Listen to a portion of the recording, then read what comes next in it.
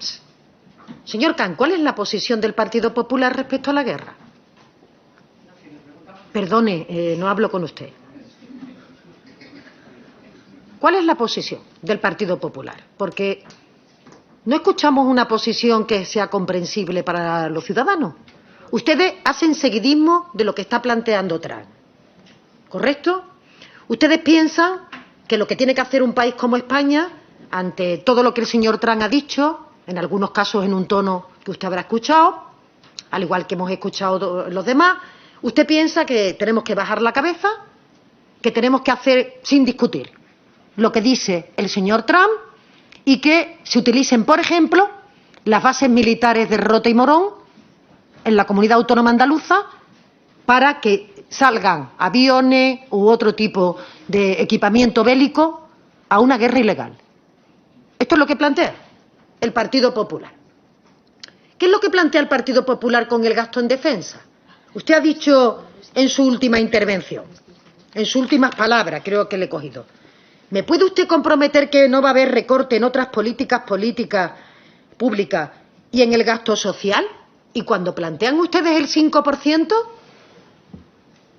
¿qué opina? Señor Camps, porque claro, ¿en qué quedamos? ¿Ustedes comparten que España, lo comprometieron ustedes a través del señor Rajoy, nunca lo cumplieron?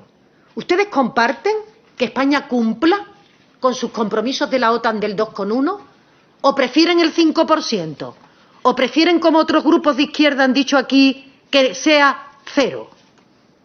Porque según su relato ha dicho una cosa y la contraria. Es más, usted aquí a mí, de lo que me acusa, es de cumplir con el 2,1.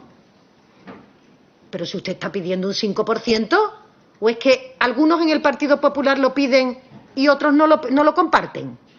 ¿O es que quieren algunos seguidismo de Trump y otros prefieren autonomía estratégica y posición única de Europa? ¿En qué quedamos, señor Camps? Es que ha sido imposible. Su coherencia en el discurso ha sido imposible, porque dicen una cosa y dicen la contraria. Dice usted dijo que el gasto en defensa no impactaría en el déficit. No. Solo no impacta en el déficit que Europa contempla en Eurostat si se activa la cláusula de escape, que está previsto que se pueda activar por parte de la Unión Europea. Nosotros no lo hemos solicitado, al menos aún. Si tuviéramos necesidad, y ya voy contestando, a lo mejor lo solicitaríamos. Pero yo no he dicho nunca que no impacte en déficit. ¿Eso qué significa? ¿Que hay partidas presupuestarias que están impactando, según Eurostat, en las cuentas públicas y otras no? No lo he podido decir yo, ni lo ha dicho la AIREF. Lo que habremos dicho es que no subiría el déficit.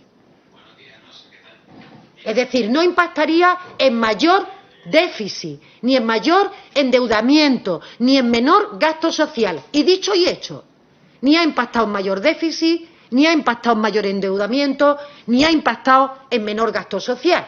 Yo lo he dicho antes, 12.000 millones de evolución del gasto en defensa, 120.000 del gasto social, un 10%. Pero mi pregunta, señor Camps, es, ¿lo comparte el Partido Popular o no? Porque usted a rato hace las mismas preguntas que la izquierda. ¿Cuál es su planteamiento? Si usted piensa que el 2,1 hipoteca políticas del futuro, ¿y el 5? ¿Que ustedes plantean qué hipoteca? Nada. Como lo hace el Partido Popular, probablemente nada. Dice usted, no tenemos datos. Bueno, usted ha dado aquí una serie de datos que lo ha extraído del propio plan que se publicó. Pero es que le digo más, señor Camps, usted se ve las modificaciones presupuestarias que llegan a esta Cámara, pues ahí están las partidas de alta y baja. Y si dice usted lo contrario, miente. Absoluta transparencia. Ahí está, una por una, las partidas presupuestarias objeto de modificación para el gasto en defensa y para todo el resto del gasto. ¿Acaso que ustedes no estudian? Porque esa pregunta que usted me hace a mí, se la responde usted, si se estudia las modificaciones presupuestarias. Como usted entenderá, no vamos a ponernos aquí a decir lo que ya tienen en papel o en formato electrónico, que no sé cómo su señoría obtiene la información, una por una, partida, concepto, tucutún, tra, ta, ta, baja, alta, sería ni siquiera en los tiempos de esta comisión posible poder redactarlo. Y no tendría sentido, porque lo tienen. ¿Usted quiere interesarse por alguna modificación presupuestaria en concreto? Pregúnteme y yo le contesto. Pero es que es falso que ustedes no tengan la información, que se haga a espaldas de nadie. Es falso que haya incoherencia respecto a lo que ha dicho la IREF en relación con lo que hemos dicho nosotros, porque jamás dijimos que esto no impactaría. Les digo, solo eso sería posible si se solicita la activación de la cláusula de escape para el gasto en defensa, cosa que el Gobierno de España no ha hecho, pero que por supuesto lo haría si en un momento determinado tiene que contemplarlo para que no compita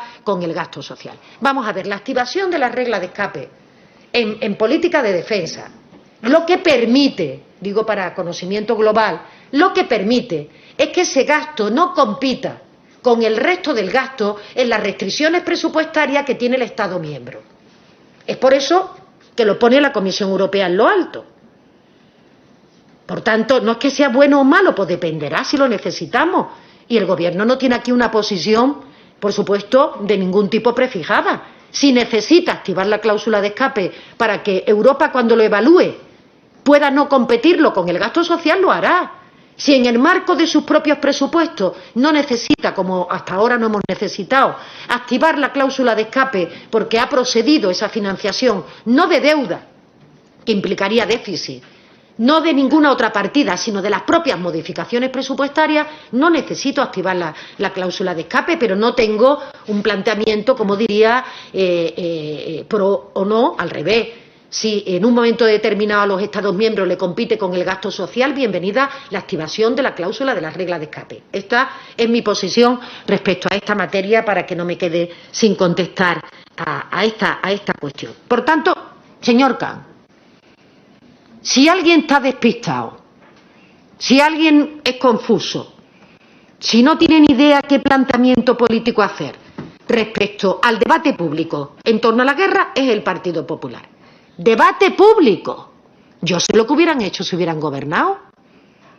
Y toda la Cámara. Si es que hoy tenemos el aniversario de las consecuencias de lo que hicieron.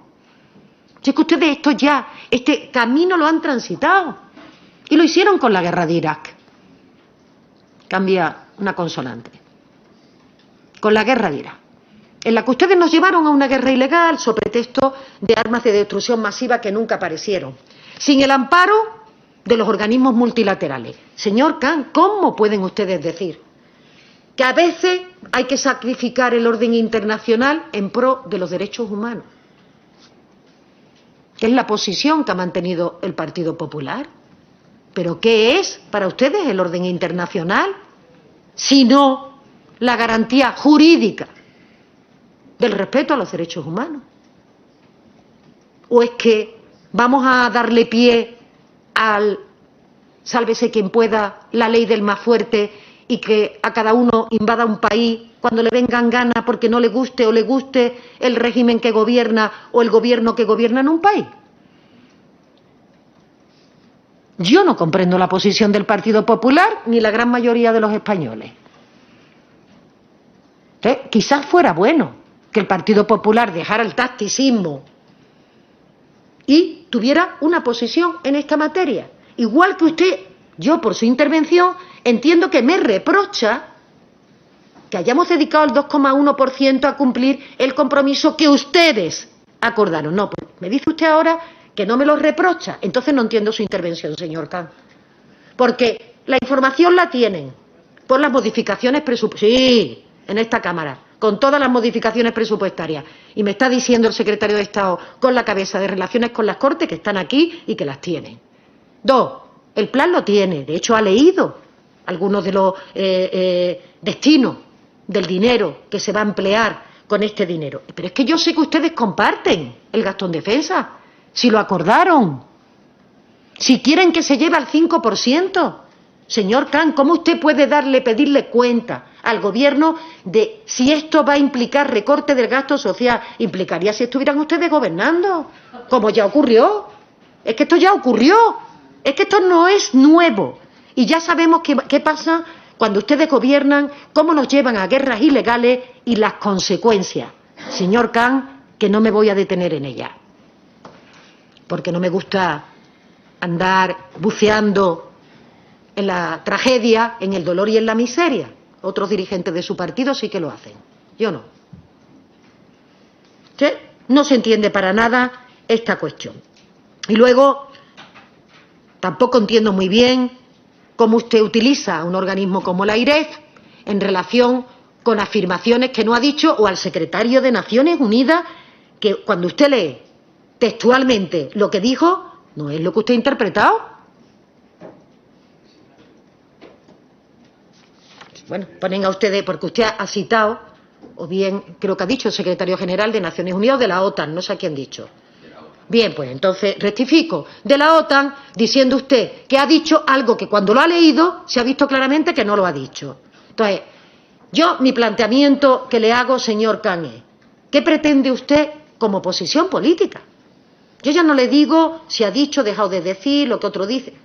¿Qué posición política tiene el Partido Popular respecto a la guerra ilegal de Irak? ¿Qué posición política tiene respecto al gasto en defensa?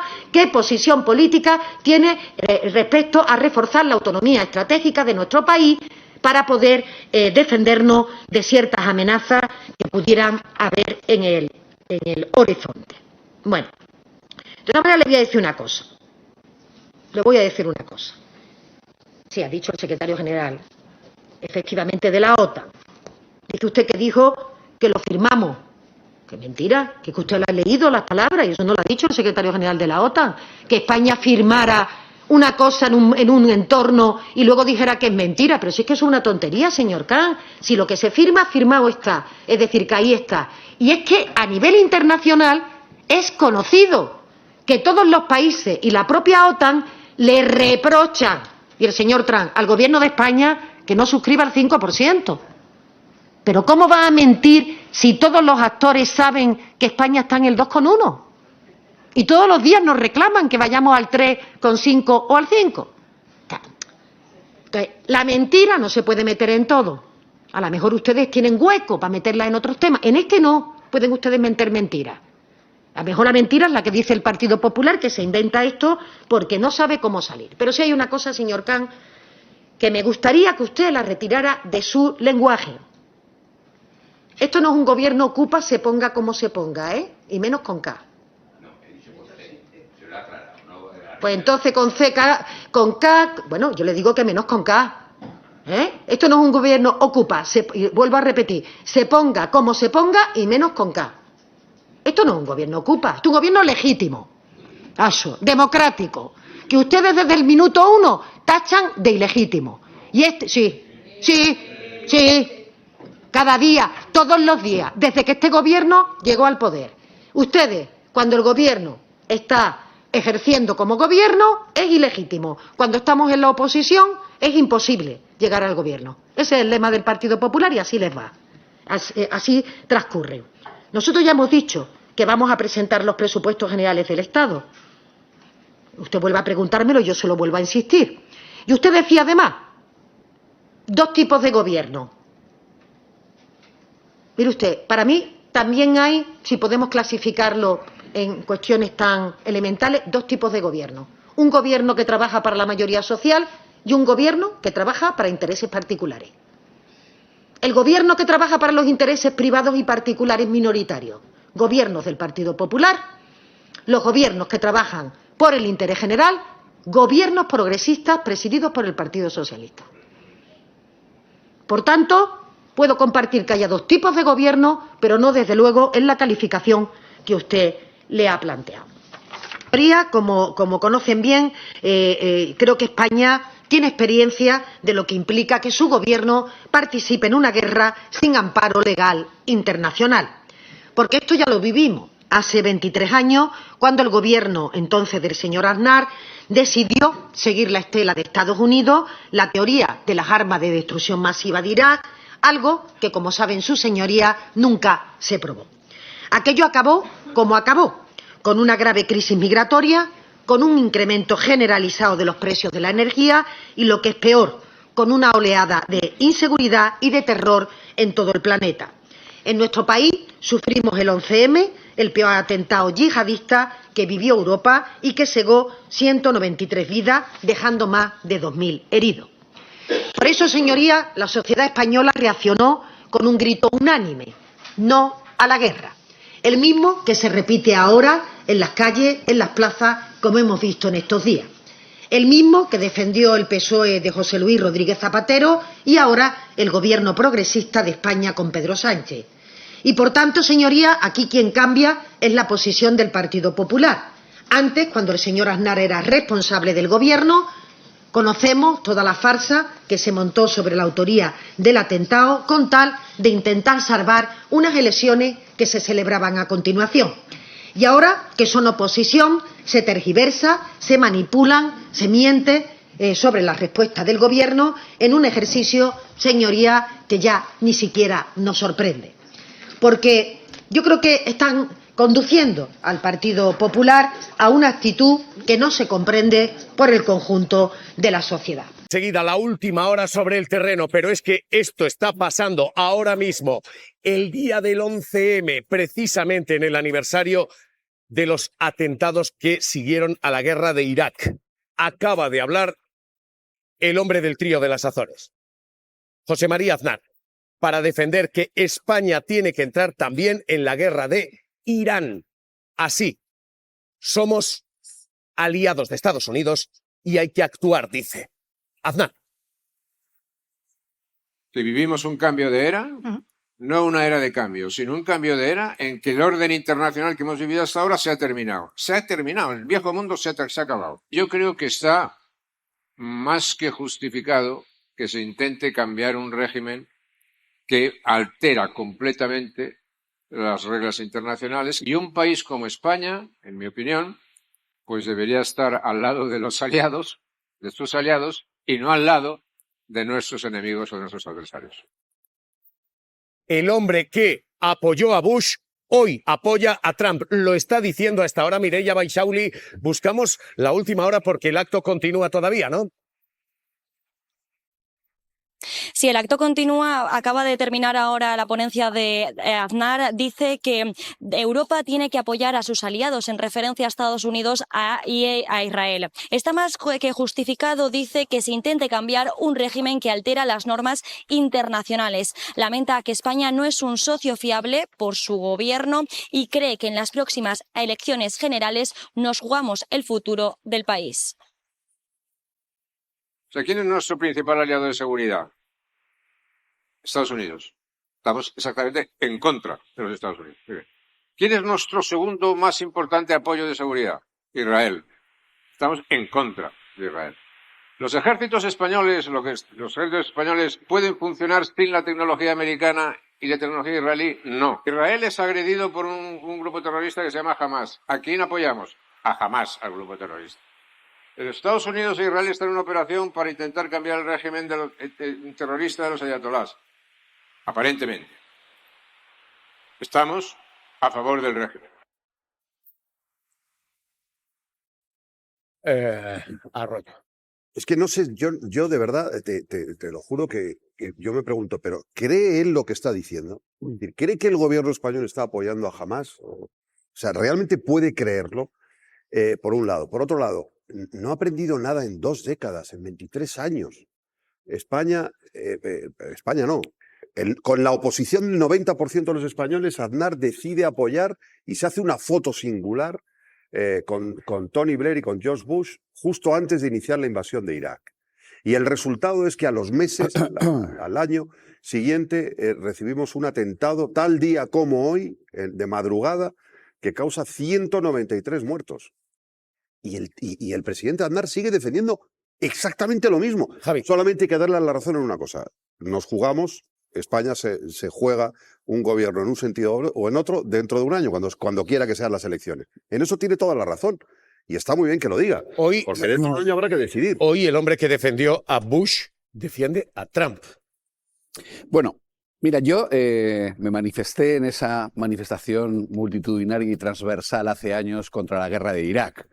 Ahora bien, cosas que ha dicho Aznar hoy, yo las comparto. cosas que ha dicho Aznar hoy. No digo que comparta Tipo, todo lo que ha dicho Aznar. Por ejemplo, si me podéis decir, las voy a explicar. Venga. Por ejemplo, que Irán ha sido, no es una amenaza no para su pueblo al que masacra, sino para el orden internacional civilizado y la democracia, ha sido así durante décadas.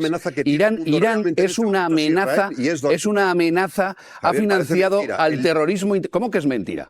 No, Luis. no, parece mentira. Ah, parece mentira. No. Bueno, no. Vamos a ver, está diciendo es la amenaza. La única amenaza que tiene realmente el mundo en este momento. No, pero que Irán está detrás, ya no solo de Hamás y de Hezbollah, que quieren aniquilar a Israel, sino que Irán está detrás del terrorismo internacional yihadista que ha atentado y atenta contra las democracias civilizadas del mundo. Eso es una realidad. Y tener claro que por mucho que puedas criticar a Trump y los métodos de Trump, hay que estar no en contra de tus aliados normales, democráticos y civilizados. Eso yo lo comparto. Javi. Luis. En primer lugar, hay que decir que estás en contra de la opinión del 70 y pico % de los españoles. A mí me da igual. Bueno, yo tengo mi opinión. Para poner las cosas. Sí, a mí afortunadamente, el 70 y pico. No soy de masa, no me gusta. En segundo lugar, si hay una amenaza, Javier, estarás de acuerdo conmigo. Digo yo, por eso decía, parece mentira que digas la verdadera amenaza para el mundo. Yo creo que hay un consenso ya mundial, se llama Donald Trump. Vamos a ver. Está alterando por completo. Que yo no he aplaudido a Donald Trump. He dicho que frases dejadme avanzar. yo las puedo compartir. Simplemente he dicho eso. A mí me parece que el señor Aznar una vez más juega al oportunismo, a un oportunismo ridículo desde mi punto de vista, teniendo en cuenta lo que opina la opinión pública de este país, incluidos muchos votantes del Partido Popular, sobre lo que está ocurriendo. Me parece que el señor Aznar efectivamente no solo no ha aprendido nada, sino que tiene un descaro a la hora de defender lo indefendible en un día como hoy, que estamos en los homenajes del atentado más horroroso que ha vivido este país, que fue por culpa de una decisión suya que tomó al margen del Congreso de los Diputados, que tomó de manera unipersonal, metiéndonos en el jaleo más gordo en el que se ha metido España a lo largo de su historia en cuanto a política internacional. Bueno, pues ahora quiere que nos volvamos a meter en ese jaleo. Cuando vuelva a haber atentados, ¿va a salir Aznar a decirnos también que es que estaba bien hecho? Vamos a leer y vamos a seguir esta comparecencia, esta conferencia, porque a esta hora continúa. Pero hoy el hombre de las Azores está literalmente repitiendo el mismo mapa, el de decir hay que estar con Trump, como se estuvo con Bush.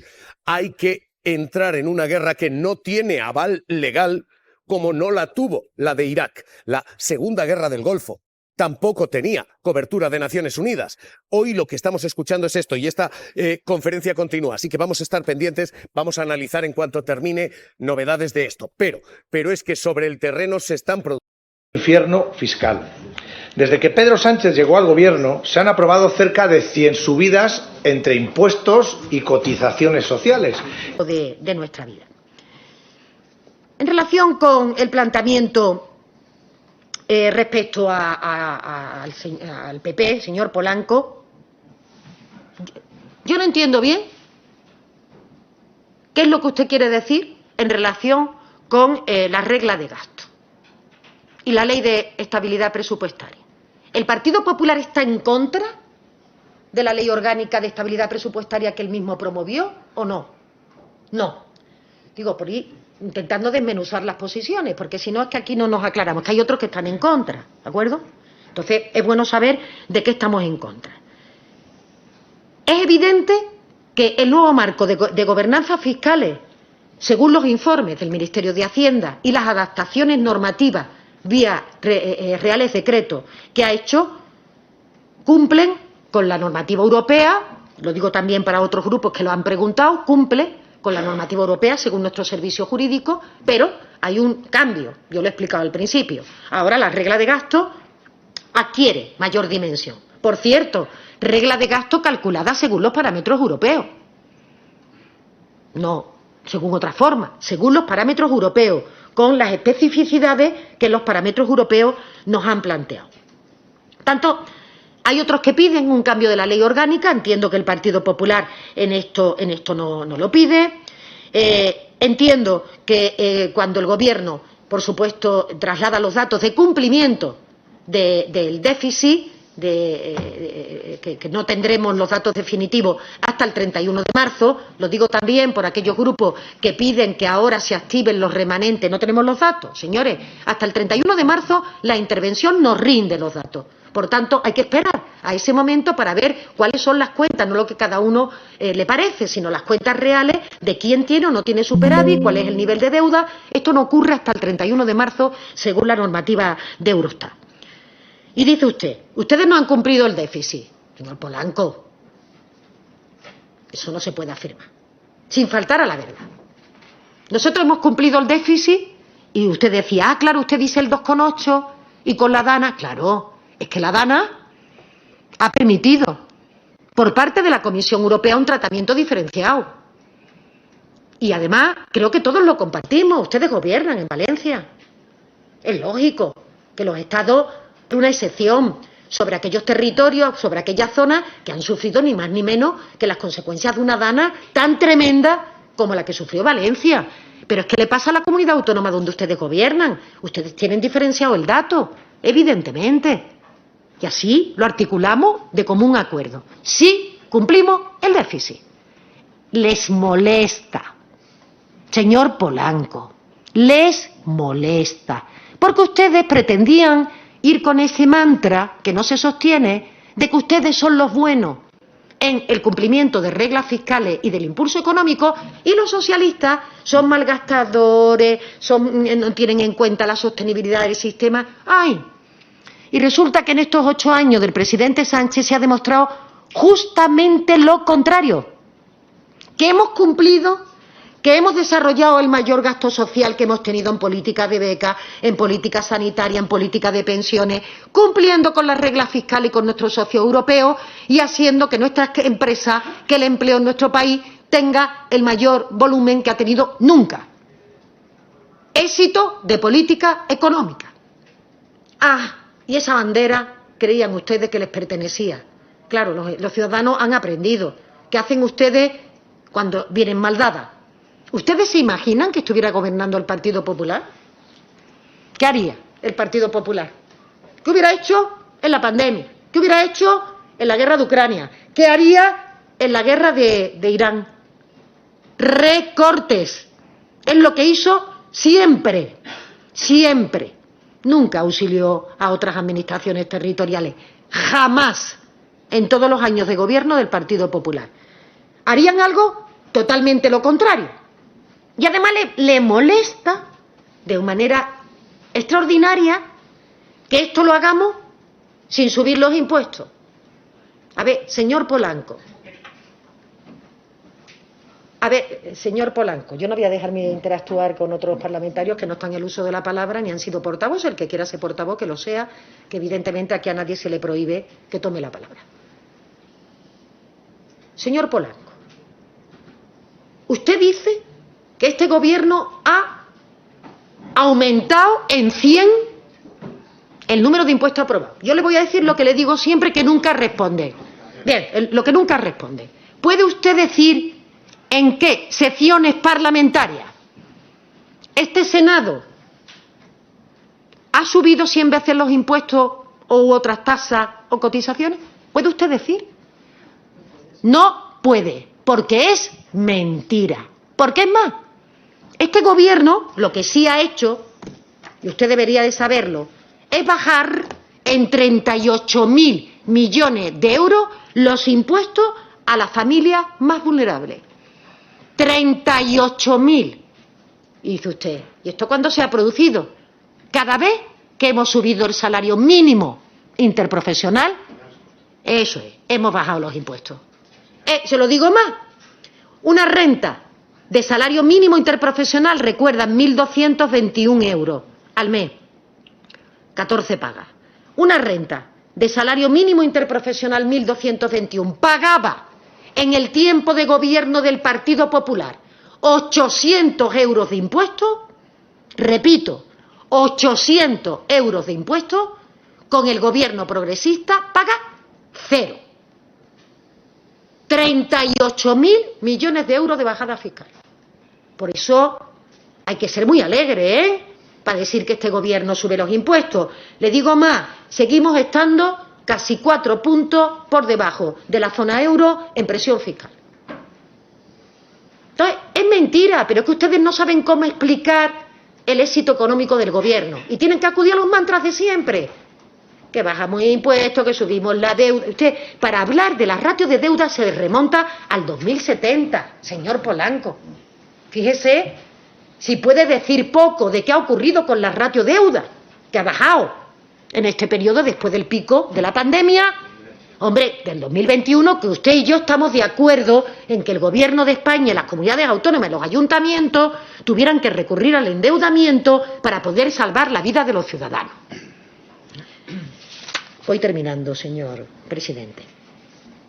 Por tanto, aclárense, señores del Partido Popular, porque ni en la parte fiscal ni en la parte que tiene que ver con el posicionamiento con la guerra nos aclaramos. Se aclaran ustedes, claro, y nos aclaramos los ciudadanos sobre su posición, probablemente porque un día tienen una y otro día tienen otra. En respecto